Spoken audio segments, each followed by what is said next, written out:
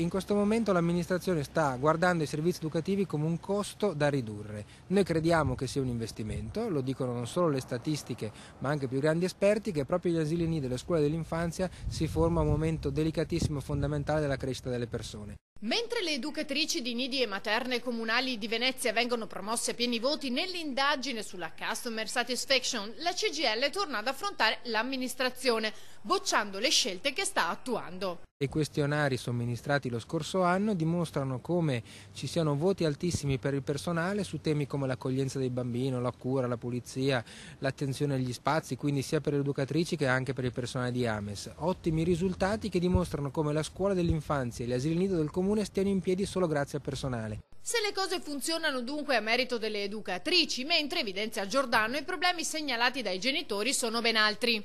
I genitori lamentano fortemente scarsi investimenti sulle strutture, sul materiale, sull'attenzione da parte del comune proprio a questi servizi. Le educatrici continuano a essere spostate quotidianamente, sono state aumentate ore di non docenza, tutte scelte che non servono a investire sulla qualità del servizio ma a punire educatrici che si stanno opponendo a cosa? Allo smantellamento di servizi fondamentali che sono per i bambini della nostra comunità.